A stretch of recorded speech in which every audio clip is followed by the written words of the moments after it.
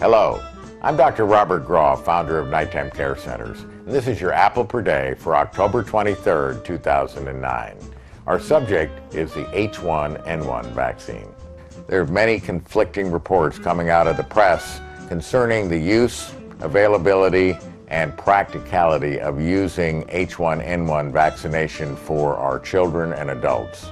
There are many questions as to whether the flu mask preparation of the vaccine is as effective as the intramuscular standard vaccine which we've been used to taking for each seasonal outbreak. The flu mist vaccine is extremely safe, however not recommended for those patients with chronic asthma or respiratory disease. The H1N1 vaccine is extremely safe, made using the same techniques from which the seasonal flu has been prepared for many years. Those of us that are allergic to eggs should not take the H1N1 vaccine, just as with the seasonal flu. Who should obtain the H1N1 vaccine? Those of us alive in the 30s and 40s already have pre-existing immunity and should not be the first in line. Young children, particularly children under the age of 20, pregnant women, and disabled individuals or patients on chronic corticosteroids or aspirin should be the first in line to obtain the limited available vaccine. Check with your primary care provider or local health department to find where you might be able to find the H1N1 vaccine.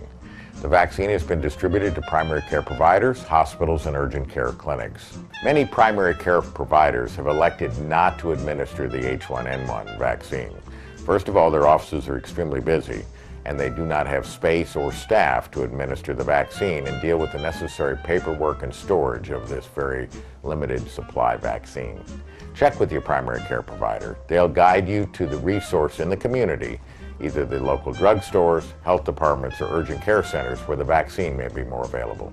Although the focus of this presentation is the H1N1 virus infection and vaccination, the seasonal flu vaccine is still important to obtain. There is still seasonal flu in our communities, and it's important to be protected against that virus as well as the H1N1. If we had been lucky enough to know that the H1N1 was going to be a problem as we developed the seasonal flu vaccine, it could have been incorporated into the same vaccine dose.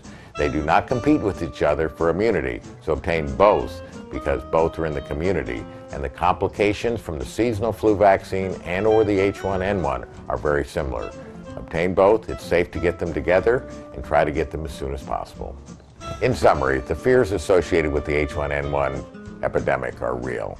Many of us are afraid that we'll obtain the infection with the H1N1 virus and our bodies will not be prepared to fight the infection.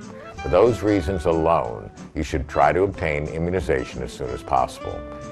Be sure to be immunized to the seasonal flu vaccine as well. Those of us that are in weakened condition, children under the age of 20, those of us that are pregnant and people with chronic disabilities, those patients on steroids and chronic aspirin therapy should reach out and try to obtain some of the early released limited vaccine as soon as possible. Check with your primary care provider. They'll guide you as to the availability and location where that vaccine may be obtained. As the vaccine is becoming more widely available, Nighttime Care Centers will be offering the vaccine. Check with your primary care provider, or if they do not have the vaccine, check with us at Nighttime Care Centers at nighttime.com. Thank you for joining me. This has been your Apple Per Day. Stay healthy.